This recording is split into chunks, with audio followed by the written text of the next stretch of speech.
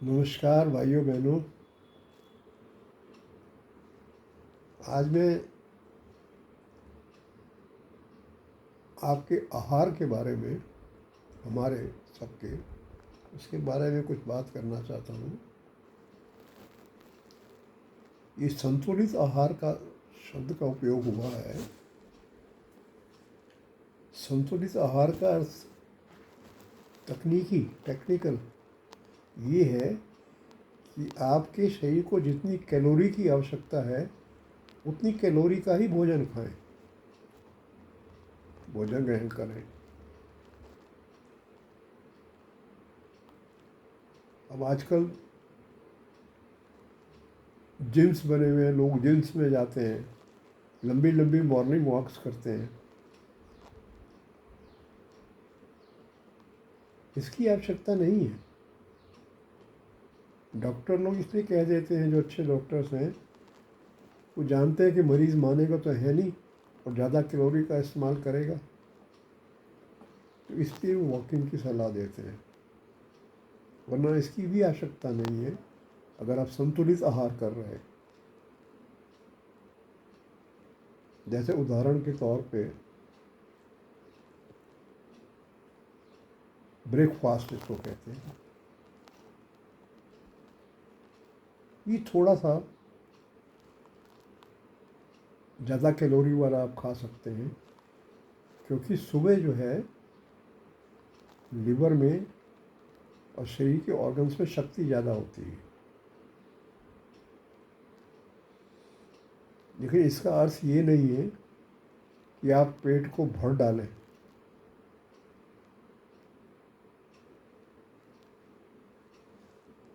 अब आपका शरीर उसके पाचन में लग जाएगा अगर संतुलित रूप से लिया हुआ। और आपने असंतुलित ब्रेकफास्ट ले लिया तो सारा बोझ लीवर को उठाना पड़ेगा अधिकतर।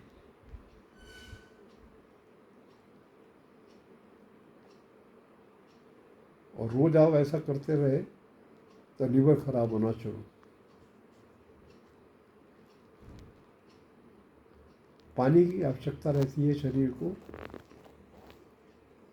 पानी अवश्य लें, लेकिन इतना भी ना लें कि किडनी को नुकसान पहुंचाए। एक किस्सा मैंने सुना, कोई सर्जिकल इंस्ट्रूमेंट बेचने वाली एक अच्छी जगह पे वो व्यक्ति मुझे बता रहा था, जो सर्जिकल इंस्ट्रूमेंट बेचता था, कि एक आदमी के दिमाग में ये आ गया कि पानी से बहुत फ़ायदा होता है। उसने 5-6 लीटर पानी पी लिया, दोनों किडनी फेल हो गई।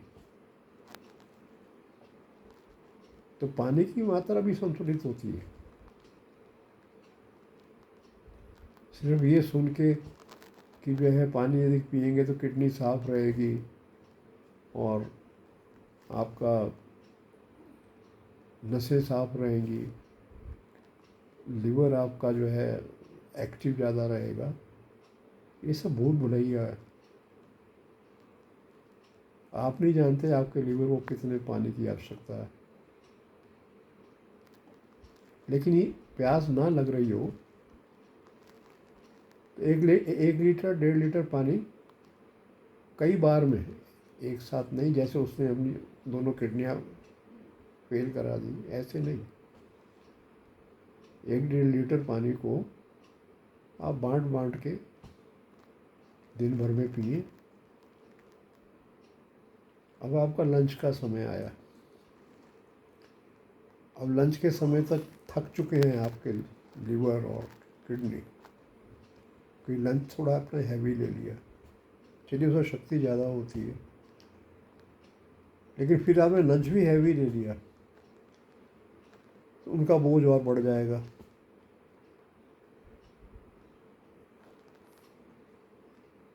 तो हमारे कुछ योग विज्ञान ने बहुत सी तारीफ कर दी योगा की। वो तारीफ लोगों के मन में इतनी भा गई कि शरीर में स्वस्थ रहेगा और हेल्दी हो जाएंगे आप।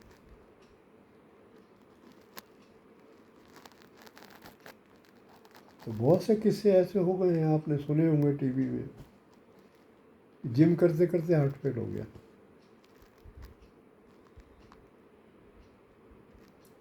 बहुत तेज़ दौड़ लगा रहे हैं, कई किलोमीटर दौड़ना चाहते हैं, आधे रास्ते में गिर गए, हार्ट फेल। तो यहाँ पर भी संतुलन है। अगर आप भोजन पे संतुलन कर सके तो फिर आपको ऐसे योग की आवश्यकता नहीं है, ना जिम जाने की आवश्यकता है।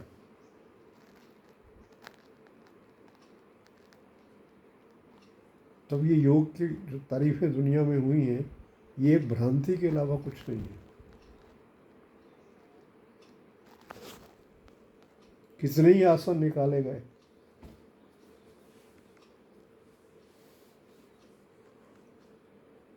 आप देखिए आप उसकी आवश्यकता भी है या नहीं है। आपको कहीं लाभ की जगह हानि तो नहीं पहुंचा देंगे। आप भोजन का संतुलन रखेंगे तो आप चाहे ना भी वॉक करें, ना भी कोई योग करें, कोई फर्क नहीं पड़ता। आप घर में ही रह रहे हैं मानो। 70 साल से ऊपर के लोग घर पे ही ज़्यादा रहते हैं। तो जितना घर में आपको बाथरूम जाना, एक कमरे से दूसरे कमरे चलना, इतना ही काफ़ी हो जाता है।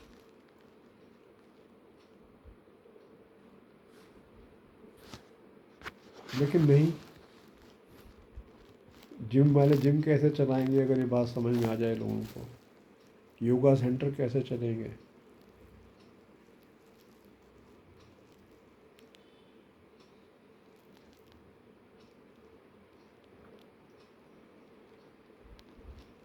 भगवान राम के साथ लक्ष्मण जी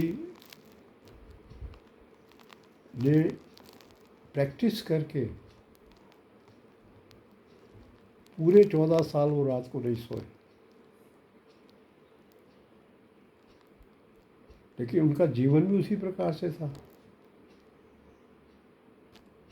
कंदमूल खा लेना, जंगलों में जो घूम आना जाना था उन्हें, कंदमूल खा लेना, कई छोटे फल मिल गए किसी पेड़ पे वो तोड़ के खा लेना, यही उनका भोजन था।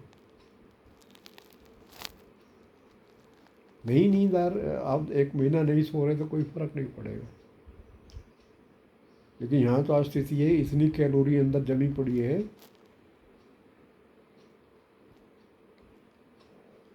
कि नींद नहीं भी आ रही हो तो आ जाएगी। तो ये ज़्यादा कैलोरी या तो आपको सुलाएगी या आपको नुकसान पहुंचाएगी, या दोनों। अब लंच आपका निकल गया, हल्का लंच। हल्के लंच में तो सबसे बढ़िया ये है कि 2-3 फ्रूट्स, उनको काट के, भारी मात्रा में नहीं, वो भी संतुलित मात्रा में, वो खा लें। अब आया रात्रि डिनर। डिनर के बारे में तो विश्व में अच्छे वैज्ञानिकों ने, अच्छे सोच वालों ने कहा, फॉरगेट डिनर, डिनर को भूल जाओ। चलो फिर भी आपको कुछ करना है तो बहुत हल्का सा कुछ लेने, थोड़ा सा दूध दे दिया, आधा कप,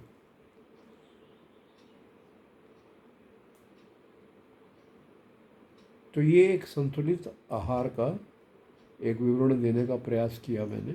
इससे भी बेहतर विवरण कोई दे सकता है, देने वाला इससे ही बेहतर विवरण हो सकता है। जितना मेरे समझ में आया मैंने कहा। तो ये आपके जीवन को खुशहाल बना के रखेगा।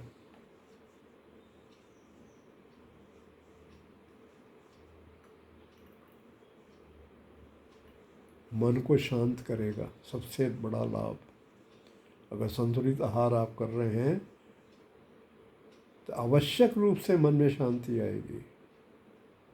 ये प्रकृति का गुण है। असंतुलित आहार करने से भी मन अशांत होता है।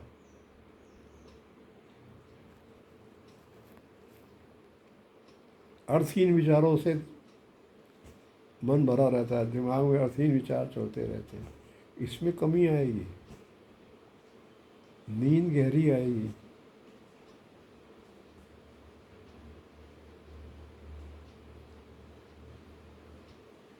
जिनको अच्छी नींद आती हो उनको 4 बजे तक उठ जाना चाहिए सुबह,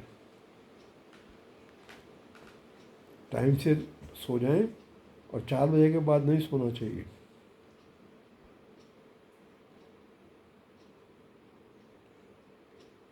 क्योंकि ये वो समय होता है जब प्रकृति अपनी पूरी शक्तियों के साथ विद्यमान रहती है, तो उसका लाभ आपको मिलता है, जिसे ब्रह्म मुहूर्त भी कहा गया है भारत में।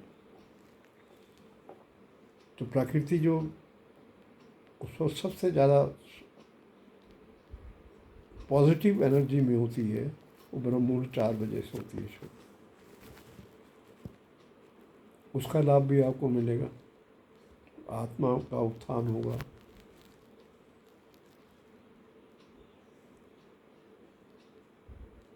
तो मात्र इन चीज़ों पर ध्यान रखने से भी आत्मिक शांति प्राप्त होती है।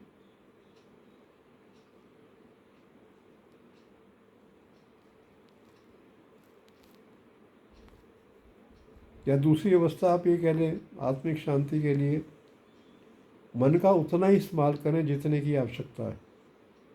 शेष टाइम में मन को चलने ना दें, चलेगा ही नहीं वो। मन तभी चलेगा, मस्तिष्क आपका तभी चलेगा जब वो आवश्यक होगा आपके लिए।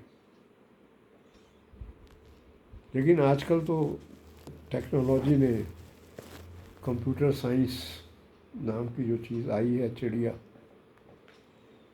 आप कंप्यूटर पे काम कर रहे हैं ऑफिस में, हर वक्त आपका मन और विचार चलते रहते हैं उसमें। वहाँ पर आपको मानसिक रूप से बहुत क्षति भी पहुँच सकती है। लेकिन अब हमने अपने आप को कंप्यूटर डिपेंडेंट कर लिया, सुपर कंप्यूटर चल रहे हैं, मोबाइल्स और आपके ये तरह तरह के यूट्यूब, गूगल, इंस्टाग्राम, जिसमें ऐसी सामग्री आती है जो बच्चों के देखने लायक भी नहीं होती, देख रहे हैं बच्चे। तो ऐसे में मन की शांति की तो आशा रखें ही मत। बचपन से ही मन अशांति की ओर जा रहा है। ये दुनिया को ही देखना है, दुनिया को ही समझना है। कुछ देश जो समझते हैं वो बच्चों को स्कूल के 2-2, 3-3 महीने किसी स्थान पे ले जाते हैं जहाँ पे मोबाइल यूज़ नहीं कर सकते, कंप्यूटर यूज़ नहीं कर सकते, लैपटॉप यूज़ नहीं कर सकते। मतलब ये तो 3 महीने एक एनर्जी रीगेन करके आते हैं, बच्चों को वापस लाते हैं। ये एक हीलिंग, मतलब मानो चोट लग गई है उसको, उसका एक वो मलहम लगाने का उपाय आप कर रहे हैं। और हमें जाना वहाँ की चोट ही ना लगे, ये रिपेयर कर रहे हैं हम उसको। जो माइंड डैमेज हमारा शहर के अंदर अपने व्यवस्था में, सिस्टम में हो रहा है, उसको रिपेयर करने के लिए ऐसा कुछ देशों में करते हैं। लेकिन रिपेयर है, ओरिजिनल है। हमें जाना है कि हमारा माइंड ओरिजिनल पोजीशन में रहे। अब इसका उपाय विज्ञान को ही ढूंढना है, और इसी तरह कंप्यूटर साइंस बढ़ती जाएगी तो हम कभी आत्म शांति को न छू सकेंगे, कभी न छू सकेंगे। शांति रह के जीवन का अंत होगा।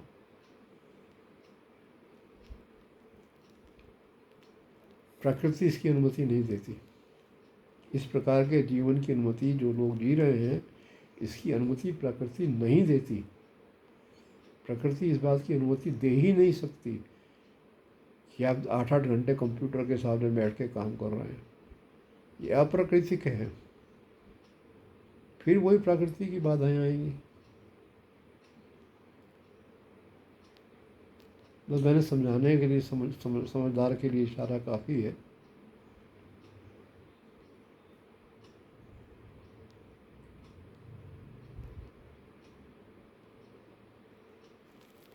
मेडिकल साइंस को बहुत सतर्क होना पड़ेगा। उन्हें तो उनके पास तो गिने चुने उपचार हैं जो जिसमें कामयाब हैं। जो खतरनाक बीमारी हैं उसमें मरना ही है आपको जाके अस्पताल में।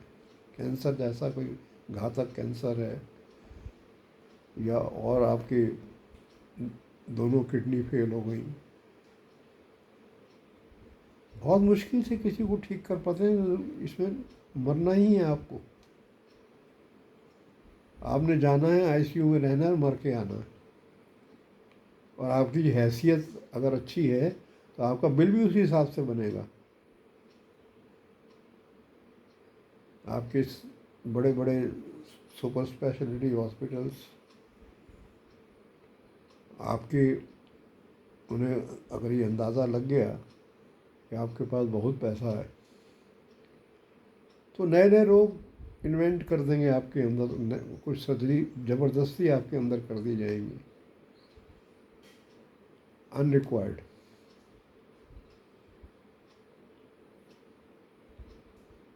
तो स्थिति बहुत भयावह है हमारे समाज की।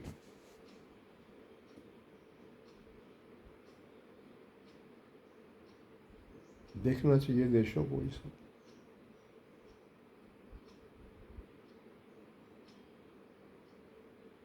धन्यवाद। जय राधा कृष्ण।